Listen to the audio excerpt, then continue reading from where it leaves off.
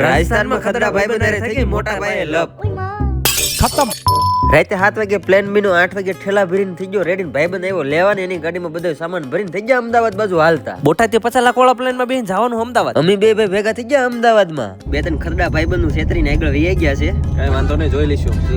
Heavy ડ્રાઈવરના હાથમાં ગાડી આપી દીધી ને 2.5 કિલોમીટર કાપીને આ જવાનું સીધું ઉદયપુર. હવે ઉદયપુર તો કોઈ ભાઈ નતું એટલે આપણે સહારો લેવો પડ્યો ગૂગલ બાબાનો. ગાડીમાં આપણા હાથમાં આવી ગઈ, મળી હું સીધા સ્વર્ગમાં જઈ. અરે હોપારા, આપણે તો નર્કમાં જવાના. હજી હિંમતનગર પહોંચ્યા તા આ ભાઈ ઘટે કરી ગયા. આ સીન તો જોઈને મારા કાયદેસર ફેફડા બળી ગયા. ગુજરાતની ધરતીનો છેલ્લી વખત ચા નાસ્તો કરી લેવી, કેમ કે હવે આવી ગઈ રતનપર બોટ. રાજસ્થાનમાં એન્ટર છે તો પીવાનું મન થઈ ગયું હતું. અમને નહીં ગાડી તો હું ને પીવરાયો 500 રૂપિયાનો સીએન. પણ યાર દુઃખ એક વાતનું જ છે કે ગાડી હાંકતા મને નથી આવડતું. રાતે 7 વાગે પકડી દીધા ઉદયપુર ભાઈબંધના resort rose walk heritage. Resort તો એક નંબર છે. રિસોર્ટના ઓનર ને આજના સ્પોન્સર ને આ મળી જાય ખતરા ભાઈબંધ સકાય થોડોક મેથી પાક. દિને રાત અરે ભાઈબંધો રેવા વાળા આજ કીધા વગીને નીકળી જશે લે લદા ખરડાવ.